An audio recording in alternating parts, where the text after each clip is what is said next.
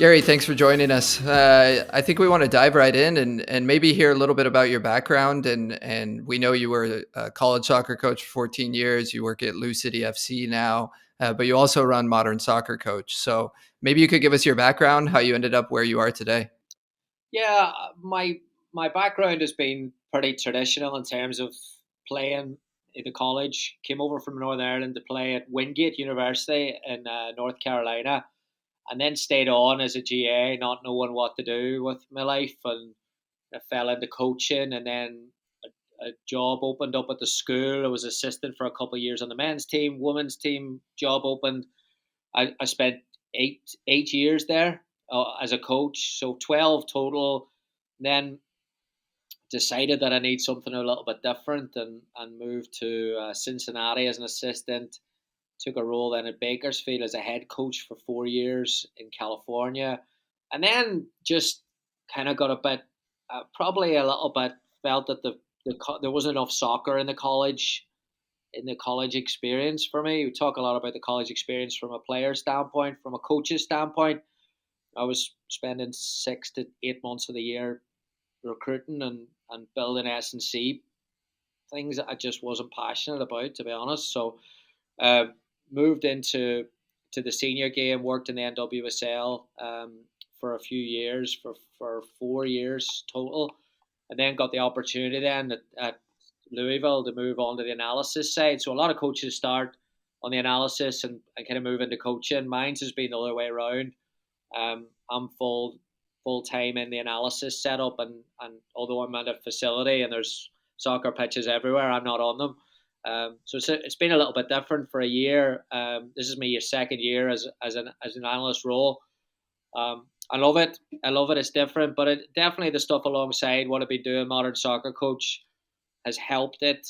I wrote a book in 2013, so 10 years ago, but I've always wrote and blogged, and I used to be online a lot and do just sharing ideas whenever I'd say the platform was a bit richer than Twitter is now, and there was a little bit more of a coaching community on there, and a lot of it sharing ideas. And I've always been passionate about learning from other people, and I like about writing about other things. And then I love.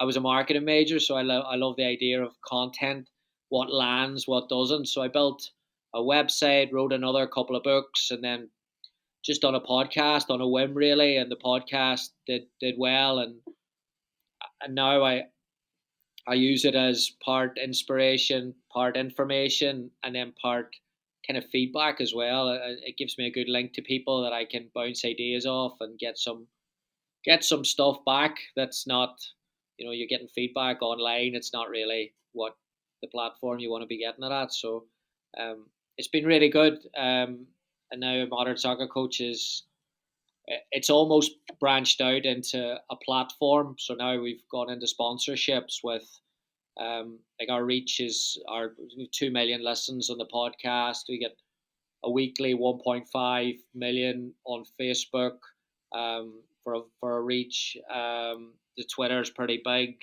Instagram's growing, YouTube's getting pretty big as well. So um, as they always get bigger, then the opportunities kind of increase that we can improve the content and expand it as well. Most of your followers kind of in North America, like so up and down North, the coaching ranks. the two biggest, UK and US, or sorry, North America, and then Australia number three. So North America number one, but actually the UK is a big base for our listeners.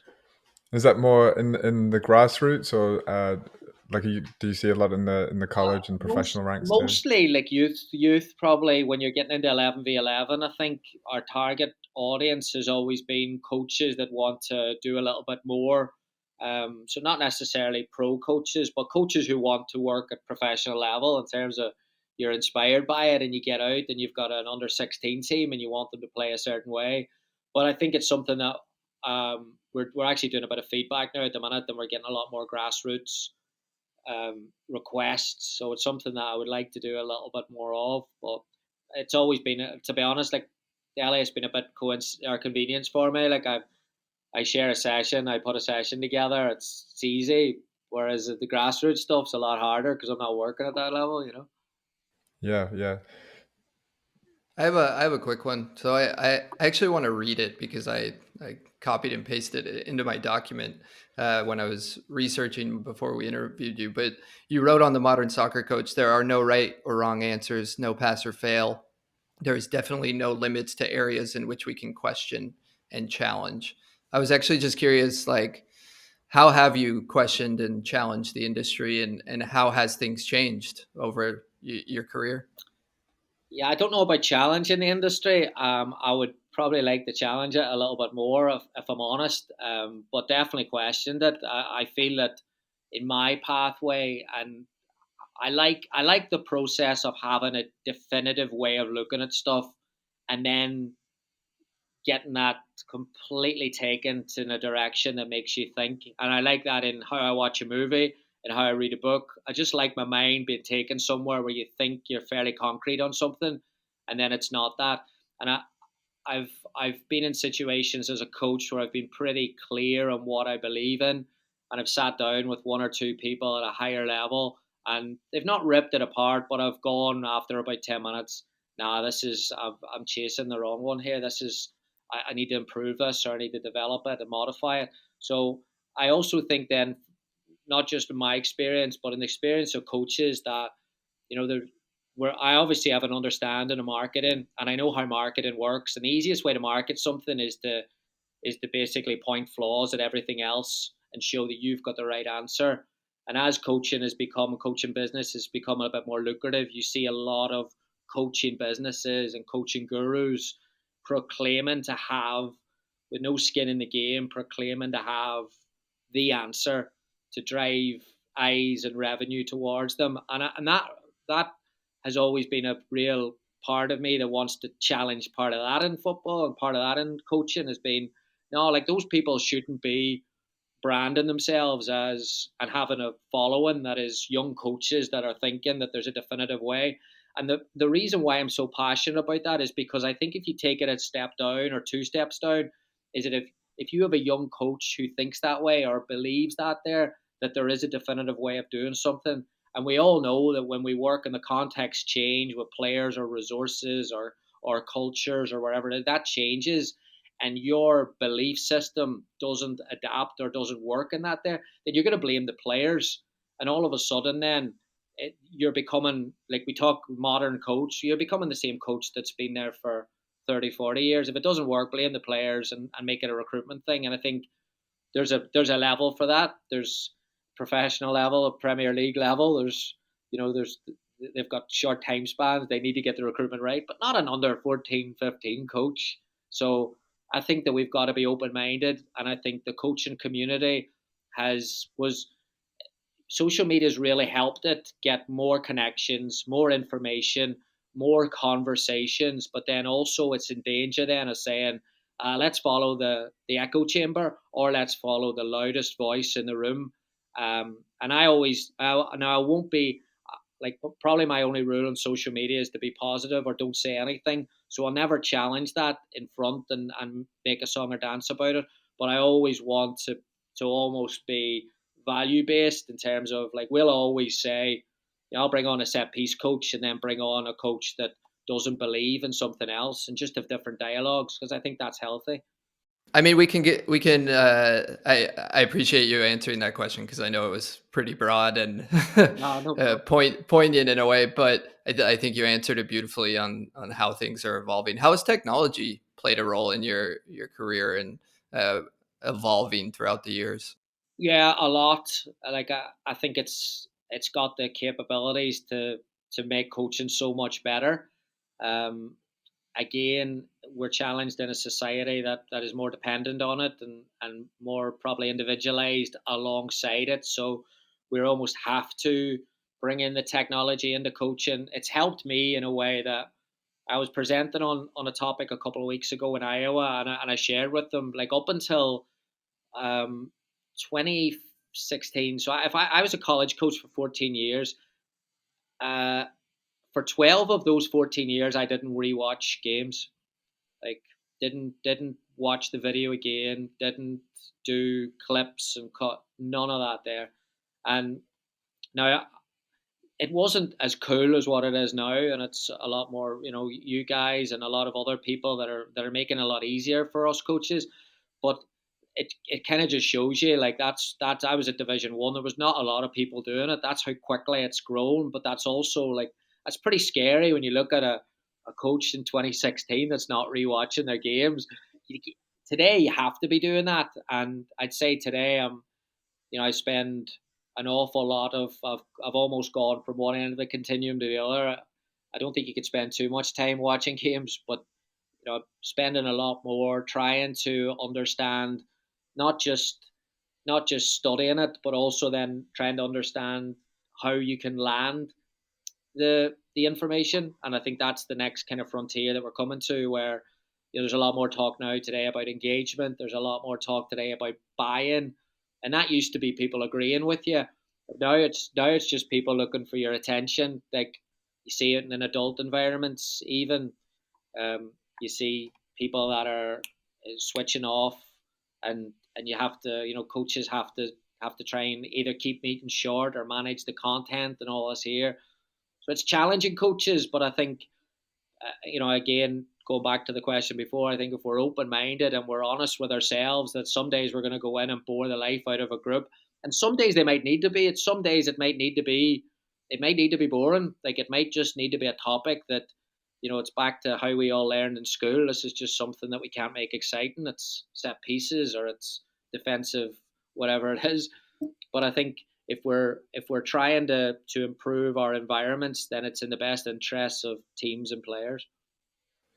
Could you maybe dig in a little bit to when you said it sounds like you're spending quite a bit of time watching video and looking at things. Maybe just talk us through kind of like, what you're doing, what you're looking for, how you're trying to kind of make an impact there. Yeah. So in terms of analysis, like, there's obviously different types of analysts. There's the performance analyst who's looking at probably everything all week, and then there's the set piece analysis, and then you've got the scouting and recruitment, and then you probably have someone that's just looking at their own team. Even, like, usually that's a coach that's just trying to see it from the eyes of the game model. And then you've got the individual piece, and that's where my most of my work is coming in at the minute. Is I'm coding games in terms of opposition analysis. I'm coding a lot of games, but in terms of studying games and studying work, I'm spending most of that from an individual standpoint, and trying to help connect game models to individual analysis. And I think, again, going back to, I know it sounds really bad that whenever I didn't used to watch games, but I think in 5 years it's going to sound really bad that coaches say, you know what I did for individual analysis?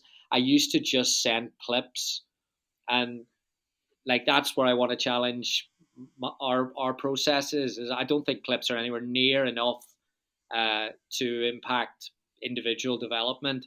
One, because there's no context when you're just handing them all over, so the player gets to interpret how they want to interpret. Well, two, majority of influential moments in the game happen without the ball. So you're looking for a coach usually picks their starting 11 based on the defensive preferences, who can go from there, who can press, who can do this here. So how do the player get feedback on that if they're getting clips on in possession stuff, and then in transition, are they making the runs? Are they getting in those positions? So from an attacking standpoint, a lot of that's without the ball. So I want to try. That's my big project at the minute, and what I'm working towards with the coaches is trying to. We've got a really good, clear game model, and can we tweak that and add some of the other stuff around it and processes around it to get players, as much as maximize, help them as much as possible. What does that process look like? Because you said 5 years from now, uh, it'll be bad if they're just sending clips over. What does that process look like to make it engaging and to make it impactful? I think you've got to have.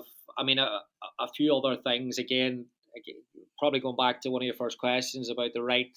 Like, again, another aspect I would challenge would be an IDP. An IDP is a necessity, but it's not going to change. It's not going to me. To me, it's not going to move a player from a 6 to an 8 or a 7 to a 9. It's a warm up. Like it's just a clear clarification of roles and responsibilities within a game model, and just putting them into writing so the player can understand that. It's great, but it's not enough. So can you then put processes around the IDP, meetings, and then with the meetings, are you really maximizing the meeting? Like, are you just sitting down with a couple of clips and we could all have a coffee and sit down with a club? Wasted plenty of 30 minutes for a player's time sitting down talking about.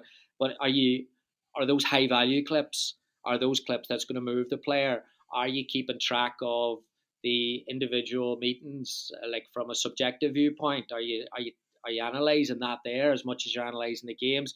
Is there training, supplementary training going on either positionally or individually to help the player kind of get the practice alongside that there? And then with the data side, then are there markers that you can measure development? Because again, another thing I would challenge would be an individual development, and a player moves to high school to a college. Everyone takes credit for that player's individual development, but it's 50 things go on in a development aspect. And I think that's something that I want to get better at, and it's something that I want to put. And obviously, like I can do it. I've got an analysis viewpoint now, so I think there's a big growth in that, opportunity. Sorry, for growth in that there. It's just the coaching community, how to get more out of that. Not even post game, but weekly process with the player. Do you think there's a difference in reinforcing good moments over like maybe breaking bad habits?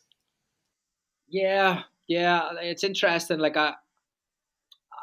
It depends what the habits are. Do you know what I mean? I think as coaches, and coming from a coach's hat on, we look at habits as technical qualities, but actually we always start with technical and then build it into a game model and then almost work towards performance. I'm starting now to almost question whether that's the right, like that's a long road to go on, and we'll always go back to whether the technique was what we want it to be. But even today, like players are now so much more skilled that they're having different technical solutions than what they were 15, 20 years ago. So if we're a bit more flexible with the technical standpoint and we're looking more at the outputs, the performance, and then linking it back, then the technical's open almost. So if a player wants to cut into their left and do a Rabona for a cross with their right foot, then they should be allowed. If they've got the capabilities of doing that, then we should be okay with that as coaches. So I think sometimes that the habits, I think we can actually, talk about objective and subjective, but I think we can make the habits more objective from subjective, to like, okay, well, how many hours are the players spending looking at the video? How many hours are they spending doing individual work? And bringing them back into the process as well. So of course this is a Spiideo podcast, so I got to ask. You mentioned it a little bit earlier when you were talking about what you do at Lou City, but I would love to dive into maybe like your workflow. What does it look like on a weekly basis? How are you getting the video? How are you coding those games? What does that process look like? Yeah, so probably the day after a game is the busiest day. Which say it's a Sunday, so if it's USL games on a Saturday night, then you're looking at obviously, I live tag for our game, so I'm involved in the process of the game day, the live, the halftime. Um, I don't travel with the team, so but it's everything. They've got the laptop, or sorry, the iPads on the bench. The day after a game, I'll come in and I'll do the clips and then tidy up the timelines, and then start on the scouting.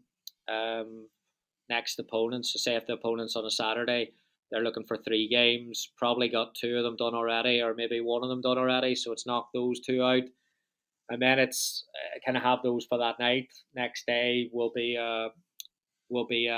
coaches, uh, almost you're checking in and seeing if they need anything additional, which there's usually something there, that someone wants to look a little bit more at. And then it's back to the video then of, okay, well, then it's into the training, and can you help out then?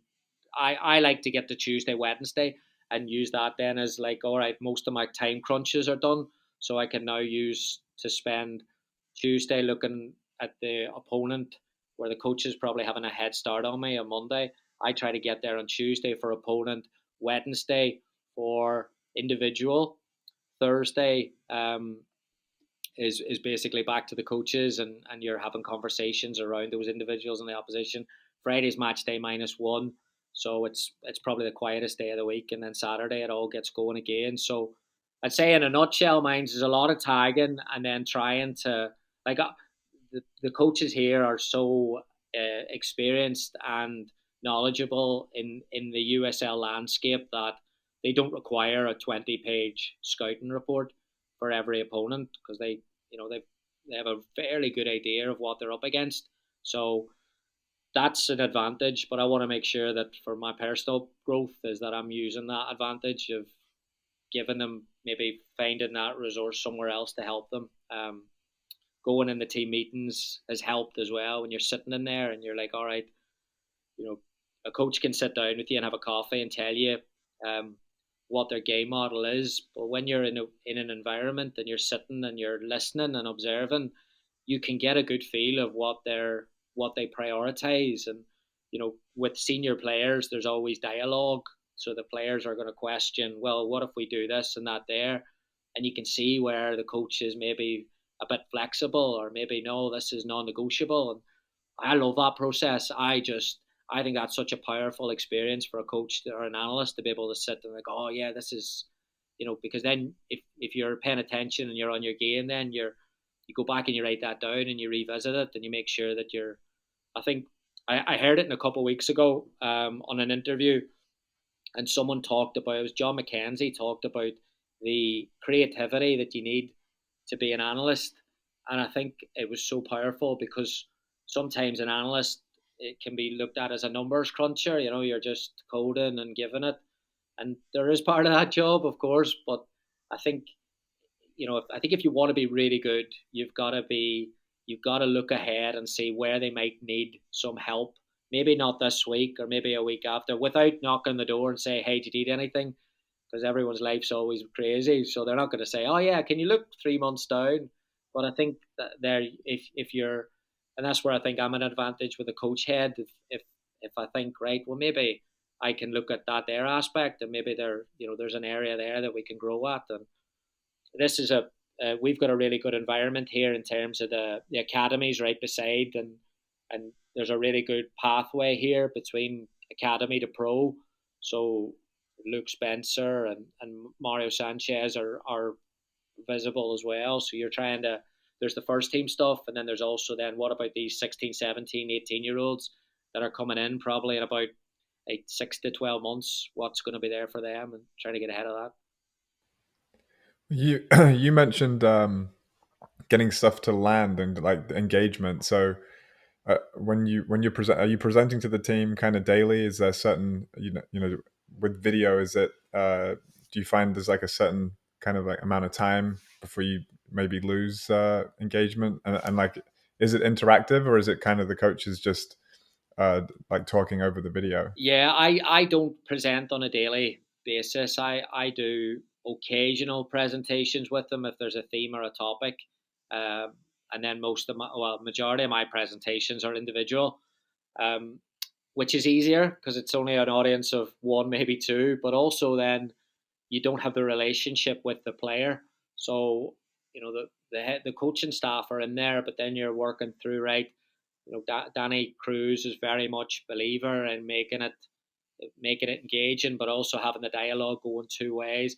I would say that was my weakest area as a coach is actually getting that dialogue, drawing that out of players from a collective. I think I'm decent at it in 1v1, 1-to-1 meetings, but very not very good at it from a coaching. Very much like comfortable telling someone what the issue is, comfortable telling them what the solution is, not comfortable again trying to make that process. So bouncing and learning from that there, the guys do a great job of it. When I sit in and I hear the the language around how to get a player to speak a bit more, the language around a lull maybe in the meeting for 30 seconds, and do you let that silence sit or do you and I would always like, well, the old coach head would always say, "Don't let any silence jump in there," but sometimes the silence is good. So for me, it's trying to impact on an individual meeting. Uh, some of them have done a decent job at, and some of them have gone, before. Just Danny sits in there as well, and I've said, I've not hit that one at all. And he's like, all right, well, there's feedback through that there, So I feel as if that's a growth in my job has been, you know, I have an understanding of what I want to do in that there area, but I'm definitely like not anywhere near if effective enough in there, I would say. Are there two or three like data points or even video clips, whether it's pressing or any other team tactics that the coaches that you work with that they always want? They always want to show the team these certain aspects of the last game or upcoming opponents or anything like that. Yeah, the guys are fairly consistent in the tags or the coding of their flow, of their processes. In terms of data, like we have a data analyst like full time at the club as well. So that's almost another aspect of it. Something that again for my growth and my job, something that I'm always trying to to manage the adding that layer into again another objective reference, um, but then keeping it, you don't want to be shouting out numbers and xg every 2 seconds or else the players. But yeah, that's so it's I'd say again good thing about, or one of the good things about the processes around here is that, and something that I've learned is that that consistency. You talk a lot about comfort zones, and comfort zones being a bad thing, but I think sometimes in terms of routines and processes, comfort zones are very much needed because everyone knows you can have a level of control rather than everything being changed every day. So in that respect, it's been it's been really really good. Would you say that the team in general embraces kind of technology and different things? Or I know I'm similar when I played. It was a bit more old school in terms of like now. I mean, I wear a whoop and track everything like my sleep and all that. I didn't do that as a pro player, but so yeah, which is funny, but yeah, be curious. Like, do they embrace kind of like that stuff and like are you using a bunch of different technologies like that at the club? Yeah, I'd say yeah, the engagement around video is very very high at the club, and I think it really helps. The word culture's thrown around a lot, and again I would challenge. I think the context of if the culture is everyone shows up on time and works hard and all that stuff, like are they getting better at actually playing the game? That's the part where video can really help. And I think to build a video a culture that loves analysis, I think it really really helps when your head coach is like lives and breathes it. And that's something that I've experienced here has been, and even from an organizational standpoint, like our organization sees the value in data, sees the value in analysis, and I think it helps in two ways. One, the club and the players all understand. If it's coming from the top, it's obviously very very important, and everyone will always see how the coach reacts to it. So they're gonna, probably gauge their interest level. All right, well we need to be on our game here. But then the other thing then is the quality control. I think if you work for a coach who doesn't really do video and doesn't really have a passion for it, then it's very difficult then for that coach to pick up nuances for you to improve or areas for you to improve. But if you're working for a coach who, you know, again lives and breathes it like there is here, then everyone has to not only have a level of quality control with what clips they're getting or showing, but also then the presentation of it and all the other things and making sure, like I said, making sure it lands. So we use, the clips that were taken from the games and for the scouting, and then just maybe there's a sprinkle of coach paint or an animation system on top of it of what it is. Nothing too spectacular. I'm sure other people a lot more bells and whistles, but just to make sure that it's short and concise and clear. Well, Gary, we've taken up a bit of your time, so maybe we could just end with what's upcoming with Modern Soccer Coach. I know you guys have a lot of webinars. Any new books coming out? Anything we should know? Yeah, we're doing a weekly, like from an analysis standpoint, we're doing a weekly webinar, free webinar every Friday with APFA. So I started doing some work with Oliver Gage at APFA and Professional Analysts Association, again to try and help myself grow in this area as well. So we bring on an analyst just to try and get a little bit of a different insight, either if it's the college game or if it's the a different culture, or maybe we had scanning, it's a coaching angle or something a little bit different. So those are every Friday, typically at 11 a.m. Eastern or 12 p.m. Yeah, if you ever wanted to nominate anyone, or if anyone ever wanted to come on and show their processes, we'd be more than happy. And then for the other side, then the content of sessions, yeah, there's we're trying to get 3 or 4 books out a year in terms of ebooks and stuff and such. We have an individual development kind of package coming out in the next 3 weeks, and then it'll be a couple more tactical things. You mentioned, I think you sat down with a couple of, sounded like coaches at a higher level, and where they kind of picked you apart. Do you have certain role models or people that you go to kind of stay on the forefront of stuff, or like where are you learning, to stay current? Yeah, I've about like 3 or 4 people that informally, like, and a lot of coaches think, oh, like, you need a mentor, you need to be talking to them every week, and I think that's a big ask for a mentor. Like, I think everyone's busy. Like, and again, I don't have something every week to talk about. So what I try to do is and I've always done this when I'm doing my work. I'm always thinking, if I had to present this, what would it be? And I don't present a lot of what I do or much of what I do at the minute, but I always keep some things to be. I might send that to this person to see what they think, and I always find that, just on that topic, that I feel good about that because I feel as if I'm not wasting their time asking for, like, how would you handle this situation? And yeah, but contexts are all different, and there's 100 different. I don't think you can ever give advice on that there.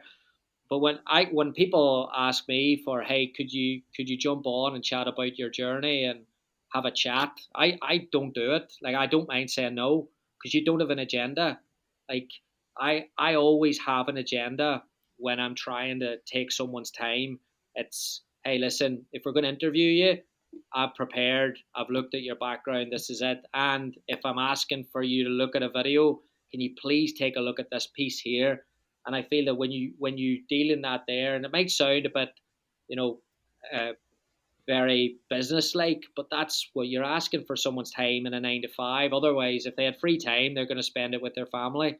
So I try to make sure that I'm not sending someone a 70-page bland game model. I'm just asking 5-minute video. What did I miss, or what did I not see, um, without wasting too much of their time.